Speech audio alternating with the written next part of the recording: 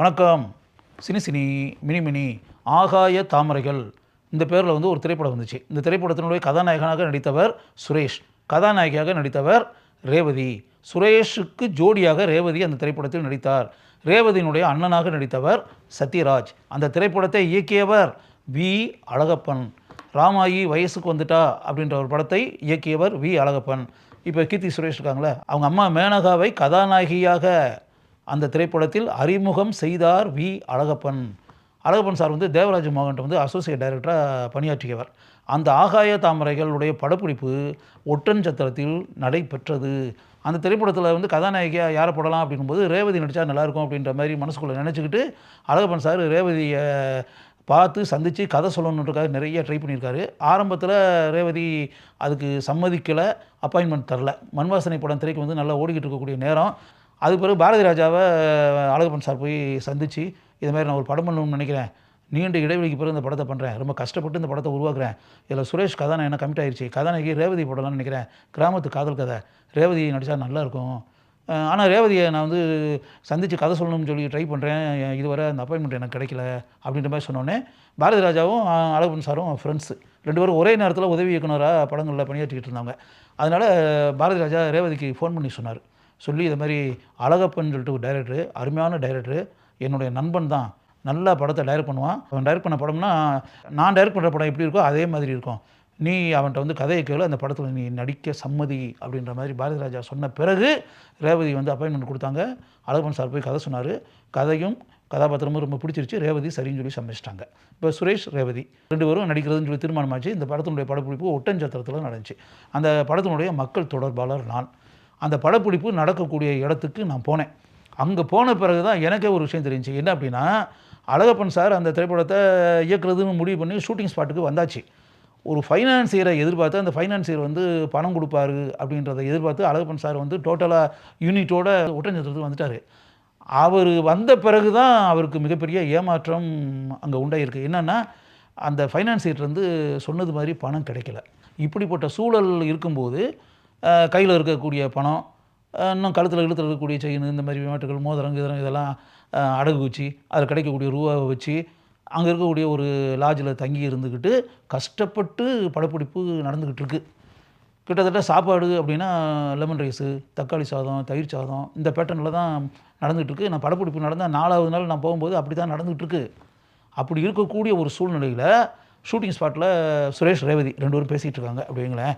சுரேஷ் வந்து ரேவதிகிட்ட சொல்கிறாப்புல, நான் அவங்க உட்காந்துட்டு இருக்கிறது வந்து பக்கத்தில் நான் உட்காந்துருக்கேன்.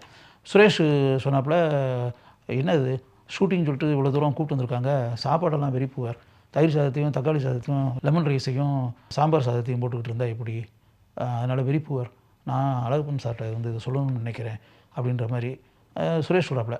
அப்போ ரேவதி சொல்கிறாங்க, என் காதில் விழுகுது. ரேவதி சொன்னாங்க, சுரேஷ், இந்த சாப்பாடு விஷயம் அப்படின்றதெல்லாம் நான் ரொம்ப பெருசாகவே எடுத்துக்கிறல, அது ஒரு முக்கியமான மேட்டரே கிடையாது. இந்த படத்தினுடைய கதை நல்லாயிருக்கு, நம்ம ரெண்டு பேருடைய கேரக்டர் நல்லாயிருக்கு, mister Alagappan he's a very good director, scenes வந்து ரொம்ப அருமையாக ஷூட் பண்ணுறாரு, இது ஒரு நல்ல படமாக இருக்கும் அப்படின்ற மாதிரி என் மனசுக்குள்ளே படுது. Food is not important to me அப்படின்னு சொல்லி ரேவதி சுரேஷ்கிட்ட சொன்னாங்க. நான் இதை கேட்டுக்கிட்டு இருக்கேன். இந்த சம்பவத்தை வந்து நான் அழகப்பன் சார்கிட்ட சொன்னேன்.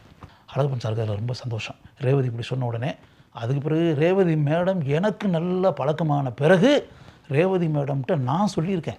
எத்தனையோ வருஷத்துக்கு முன்னாடி ஒட்டன்சத்திரத்தில் ஆகாய தாமரைகள் ஷூட்டிங் நடந்துக்கிட்டு இருக்கிறப்போ இப்படிப்பட்ட சம்பவம் நடந்துச்சு, சுரேஷ் இப்படி வந்து சாப்பாடு சரியில்லைன்னு சொல்லி குறை சொல்லி அப்படின்னு வரும்போது நீங்கள் வந்து சுரேஷ்ட இப்படி ஒரு பதிலை சொன்னீங்க, நீங்கள் உட்காந்துருந்த இடத்துல வந்து கொஞ்சம் தூரம் தள்ளி தான் நான் உட்காந்துருந்தேன், நீங்கள் பேசின அந்த வார்த்தைகள் இருக்குல்ல என் காதில் விழுந்துச்சு, நான் அதை போய் டைரக்டர் அழகப்பன் சார்கிட்ட சொன்னேன். அழகப்பன் சார் வந்து உண்மையாகவே ரொம்ப சந்தோஷப்பட்டார், ரேவதி இப்படியா சொன்னாங்க அப்படின்ற மாதிரி அழகப்பன் சார் சொன்னார் அப்படின்னு.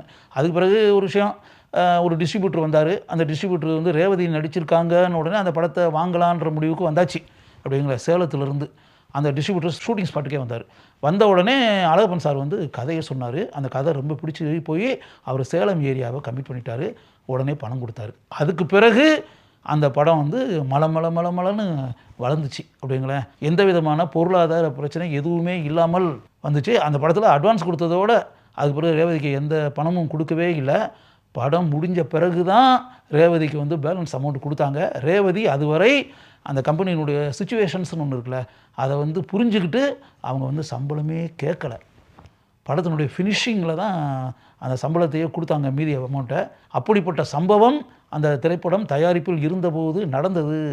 ரேவதிக்கு அட்வான்ஸுக்கு பிறகு பேலன்ஸ் அமௌண்ட்டை படம் முடியும் போது தான் கொடுத்தோம் அப்படின்ற மேட்டரை என்கிட்ட சொன்னவர் தரங்கை சண்முகம். அவர் அந்த திரைப்படத்தில் அப்போது தயாரிப்பு நிர்வாகியாக பணியாற்றி கொண்டிருந்தார். அதே போல் அந்த படம் படப்பிடிப்பில் இருக்கும்போது நடைபெற்ற இன்னொரு சம்பவம். அதில் ரேவதி வந்து இந்த வரட்டின்னு ஒன்று இருக்குல்ல, வரட்டியை தட்டிக்கிட்டே ரேவதி வந்து அப்படி நிறைய பேசணும் அப்படின்ற மாதிரி வச்சுக்கோங்களேன். பாரதி ராஜா படங்களில் வர மாதிரி லென்த்தி டைலாகு, அதுவும் கிராம வாசனையுடன் மண் வாசனையுடன் பேசக்கூடிய உரையாடல். அவங்க மட்டும் அப்படியே சுறுசுறுப்பாக வந்து மோனலாக் அப்படின்றோம்ல, புலம்பல்கள், அப்படியே நிறைய பேசிக்கிட்டே இருக்கணும். இந்த மாதிரி லென்த்து டைலாகு அழகப்பன் சார் இதை சொல்லிவிட்டு இதை ரேவதிகிட்ட சொல்லி நடிக்க சொல்லிட்டாரு. ரேவதி வந்து எப்படின்னா இந்த வரட்டியவும் தட்டணும், அதை சோகத்தில் போய் அப்பி வைக்கணும், அப்பி வச்சுக்கிட்டே பேசணும் அப்படின்ற மாதிரி. ரேவதி முதல்ல பேசுனாங்க, அது அடுத்த டேக்குன்னு வந்துச்சு, அதுக்கடுத்து பேசுனாங்க 2வது டேக்கு, அதுக்கடுத்து போங்க 3வது டேக்கு, இப்படி போய்கிட்டு இருந்துச்சு. சுற்றி வந்து ஒரு 200 பேர் ஷூட்டிங் பார்த்துக்கிட்டு இருந்தாங்க. பார்த்துக்கிட்டு இருக்கவங்க கிராமத்து ஆளுங்க தானே, இது நடிக்கிறது எவ்வளோ கஷ்டன்றது வந்து அவங்களுக்கு தெரியுமா. அவங்க வந்து ரேவதி அப்போ புது நடிகை தானே, மண்வாசனை ஒன்று தானே ரிலீஸ் ஆகிருக்கு. அப்படி வரும்போது அவங்க வழக்கம் போல் அப்படியே கேள்வி கிண்டல் சிரிப்பு அந்த பேட்டர்னில் இருந்துகிட்டு இருந்தாங்க. அழகப்பன் சார் சத்தம் போட்டார், என்னையா சிரிக்கிறீங்க, ஐயோ கேமரா முன்னாடி முதல்ல நீங்கள் வந்து வசனம் பேசி பாருங்கள், உங்களுக்கு வருதான்னு பாருங்கயா, என்ன சாதாரணமாக வந்து சிரிக்கிறீங்க எல்லாரும் அப்படி இப்படின்ற மாதிரி அழகப்பன் சார் சத்தம் போட்டார். அது பிறகு அப்படியே எல்லோரும் அமைதியாகிட்டாங்க. அதுக்கு பிறகு ரேவதி பேசினாங்க பாருங்கள். நாங்கள் ஷூட்டிங் ஸ்பாட்டில் கேமரா பக்கத்தில் நான் இருக்கேன்.